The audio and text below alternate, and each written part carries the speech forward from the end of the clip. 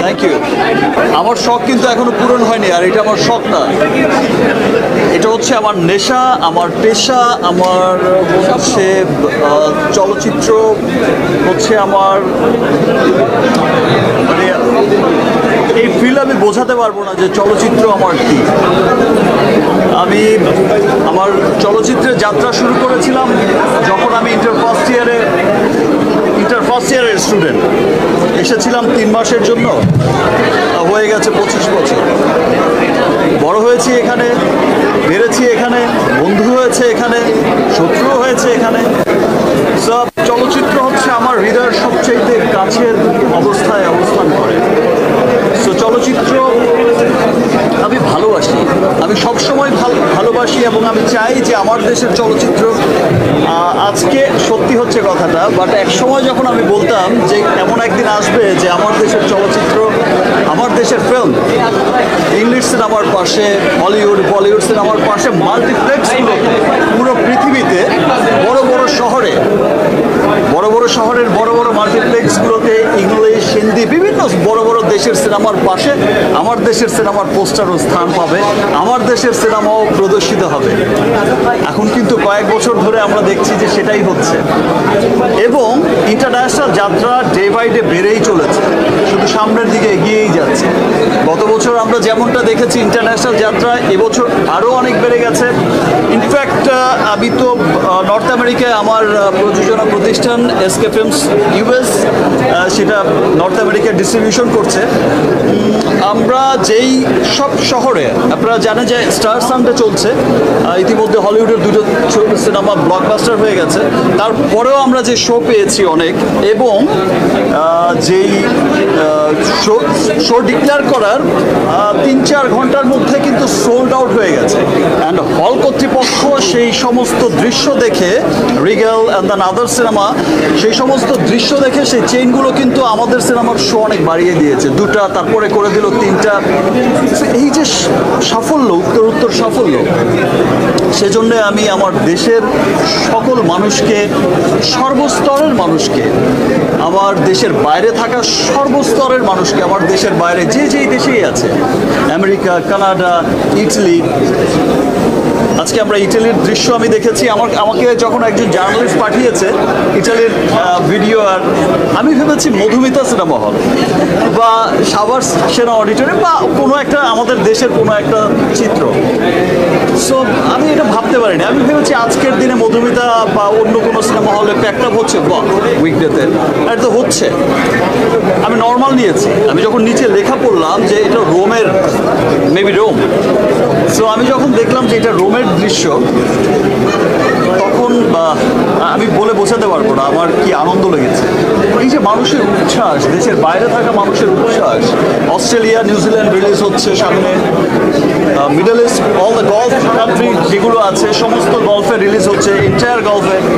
এর বাইরে England, Ireland, Europe, বিভিন্ন দেশে পৃথিবীময় ছড়িয়ে যাচ্ছে বরবাদ, এবং সকলের ভালোবাসায় সকলের হৃদয়কে বরবাদ করে দিচ্ছে বরবাদ। ভাই সর্বশেষ প্রশ্ন, এই যে আপনি বলতেছেন 100 কোটি টাকা ব্যবসা করবে এরকম সিনেমা আসবে, সেটা ধরুন বরবাদ, আমাদের দেশে এখন পর্যন্ত ওরকমভাবে কিন্তু টিকিটিং বা আমাদের ইয়ে নেই, বক্স অফিস নেই, যে আমি কাউন্ট করবো কীভাবে টাকা আমরা শুনতে পাচ্ছি।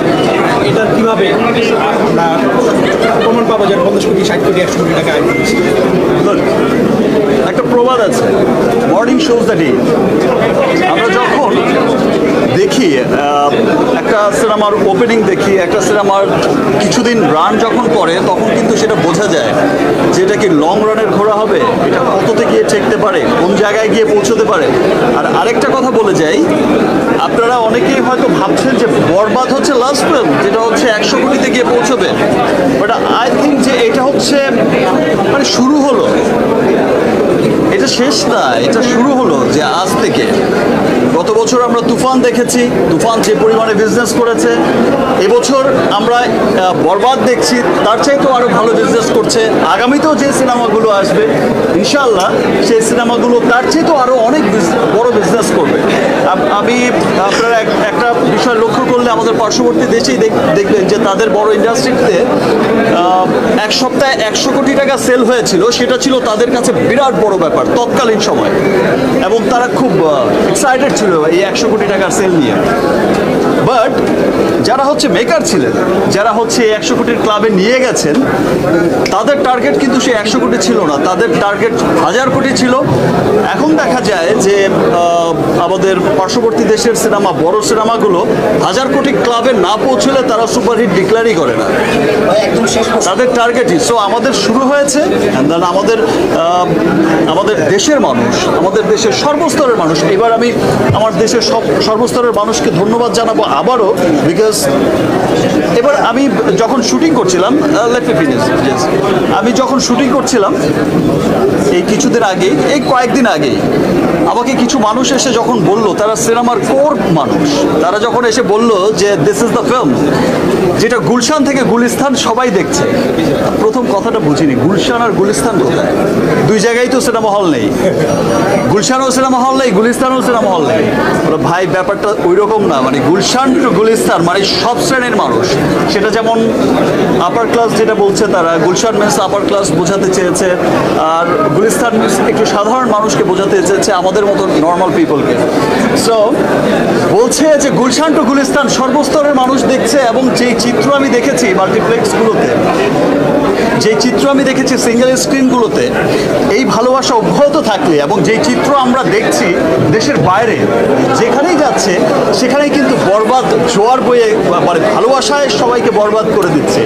এই ভালোবাসা অব্যাহত থাকলে দেশ বিদেশের বাঙালিদের মধ্যে, বাংলাদেশিদের মধ্যে ইনশাল্লাহ আমরা এই 100 কোটির ক্লাব কোনো একদিন আমরা বলবো যে ভাই 1000 কোটিতে তো পৌঁছে গেছে ইনশাল্লাহ। প্রিয়তমা ছাড়িয়ে গেছে হচ্ছে তুফান, তুফান ছাড়িয়ে গেল বরবাদ, আর একটু তার মধ্যে বরবাদকে ছাড়িয়ে সবার সময় তো ভিতরে আমরা তো আশা তো করি যে ছাড়িয়ে যাবে, এবং এই যে বরবাদ প্রডিউসার অ্যান্ড ডিরেক্টর, এই টিম কিন্তু এখন এমন সিনেমা প্ল্যান করছে যে সিনেমার কাছে বরবাদকেও ছোট সিনেমা মনে হবে। ভাইয়া আপনার যারা ফ্যান আছে তাদেরকে দেখেছি উন্মাদের মতো এবার অন্যান্য ছবির পাশাপাশি বরবাদ যেমন দেখেছে, অন্যান্য সিনেমাও দেখেছে। এই যে বাংলা সিনেমার জোয়ার এবার চললো, সেইটাকে as a Sakib Khan Bangla industry বলে শীর্ষ নায়ক, সেই জায়গায় কেমন দেখে? সিনেমার একটা ফ্লো ছিল এবার ঈদে। আমি কত নাম্বার নায়ক আমি সেই বিচার কখনো করিনি, আমার জীবনের শুরু থেকে আজ পর্যন্ত আমি কখনো নাম্বার নিয়ে চিন্তিত না। আমি কাজ করে যাই আমার দেশের মানুষের জন্য, আমি কাজ করে যাই যারা আমাকে ভালোবাসে, মন থেকে ভালোবাসে, যারা আমার সব সময় আমার সুখে দুঃখে আমার পাশে সব সময় থাকে। ভালোবেসে একটা শ্রেণীকে তো মানুষ সাকিবিয়ান বলে ডাকে। I love Shakibians. Thank you. I love you too.